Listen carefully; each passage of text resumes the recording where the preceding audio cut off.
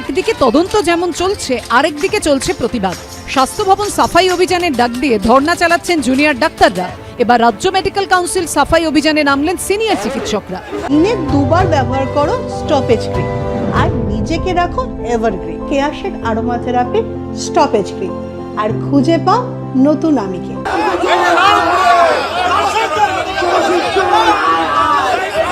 আরজিকর কাণ্ডে তোলপাড়ের মধ্যে একের পর এক মেডিকেল কলেজ ও হাসপাতালে থ্রেট কালচার, দুর্নীতির অভিযোগ সামনে এসেছে। বিক্ষোভকারীদের অভিযোগ, এসবের নেপথ্যে রয়েছে রাজ্য মেডিকেল কাউন্সিল। সব শীর্ষ পদাধিকারীদের সরিয়ে নতুন করে কমিটি গড়ার দাবিতে পথে নামেন সিনিয়র চিকিৎসকরা। সল্টলেকে রাজ্য মেডিকেল কাউন্সিলের সামনে পৌঁছানোর আগে ব্যারিকেড করে আটকে দেওয়া হয় আন্দোলনকারীদের। চলে পুলিশকে ঘিরে বিক্ষোভ স্লোগান।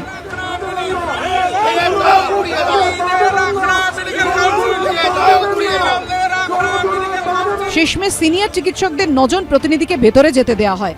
রাজ্য মেডিকেল কাউন্সিলের রেজিস্ট্রারের কাছে স্মারকলিপি জমা দেন তারা।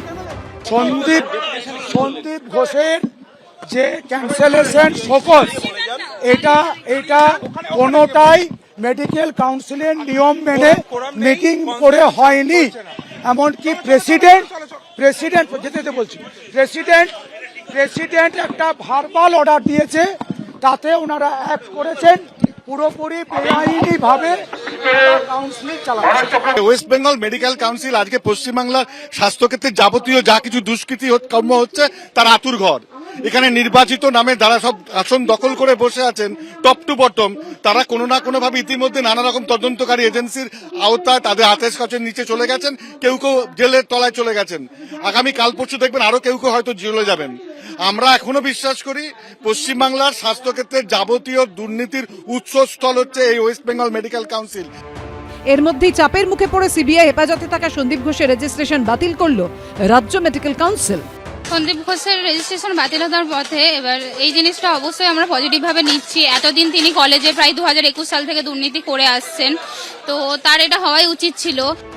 2রা সেপ্টেম্বর আর্থিক দুর্নীতি মামলায় সিবিআই এর হাতে গ্রেফতার হন আরজিকর মেডিকেলের প্রাক্তন অধ্যক্ষ। তার 5 দিন পরই সন্দীপ ঘোষকে শোকজ করে রাজ্য মেডিকেল কাউন্সিল। 3 দিনের মধ্যে শোকজের জবাব না দিলে বা উত্তর সন্তোষজনক না হলে রেজিস্ট্রেশন বাতিল করা হবে বলে জানানো হয়। কিন্তু তারপর বহুদিন কাটলেও কোনো পদক্ষেপই করা হয়নি। এই পরিস্থিতিতে মঙ্গলবার রাজ্য মেডিকেল কাউন্সিলকে চিঠি দিয়ে এই নিয়ে প্রশ্ন তোলে চিকিৎসকদের সংগঠন আইএম এর রাজ্য শাখা। তাৎপর্যপূর্ণ বিষয় হলো, ইন্ডিয়ান মেডিকেল কাউন্সিলের রাজ্য শাখার সাম্মানিক সম্পাদক হলেন তৃণমূলের রাজ্যসভার প্রাক্তন সাংসদ শান্তনু সেন। আর যে রাজ্য মেডিকেল কাউন্সিলকে এই চিঠি দেওয়া হয়েছে তার সভাপতি পদে রয়েছেন তৃণমূলেরই বিধায়ক চিকিৎসক সুদীপ্ত রায়, যার নাম জড়িয়েছে আরজিকর মেডিকেলে আর্থিক দুর্নীতির মামলাতেও। চাপের মুখে পড়ে বৃহস্পতিবার সন্দীপ ঘোষের রেজিস্ট্রেশন বাতিল করল রাজ্য মেডিকেল কাউন্সিল। 13 দিনেও শোকজের জবাব না দেওয়ায় রেজিস্ট্রেশন বাতিল করা হয়েছে বলে উল্লেখ করে নোটিশ পাঠানো হলো সন্দীপ ঘোষের নিউ টাউন ও বেলেঘাটের বাড়িতে। জারি করা হলো বিজ্ঞপ্তিও। হ্যাঁ, সন্দীপ ঘোষের registration, doctor Sandip Ghosh ex principal RG Kar, ওনার রেজিস্ট্রেশন মানে ওনার চিকিৎসক হিসেবে যে রেজিস্ট্রেশন, সেই রেজিস্ট্রেশন বাতিল করা হয়েছে। এবং এটা আমরা আমাদের নিয়ম অনুযায়ী যেটা গেজেট নোটিফিকেশন করা হয় তার পদ্ধতির জন্যও গেজেট নোটিফিকেশনের জন্য পাঠিয়ে দেওয়া হয়েছে। ফলে জুনিয়র চিকিৎসকদের যে একটি অত্যন্ত গুরুত্বপূর্ণ দাবি ছিল, যে দাবিটার সঙ্গে আমরা 100% সহমত, সেই মর্মে আমরা কাজ করেছি। সন্দীপ ঘোষের রেজিস্ট্রেশন আমরা বাতিল করেছি এবং আমাদের আইন অনুযায়ী ইনফেমাস কন্ডাক্টের যে ধারাটা আছে সেই ধারা বলে কিন্তু ওনার রেজিস্ট্রেশন বাতিলের সিদ্ধান্ত হয়েছে। আমরা তো বলছি যে দেখুন, সুদীপ্ত রায় খুব ভালোবেসে এটা করেননি।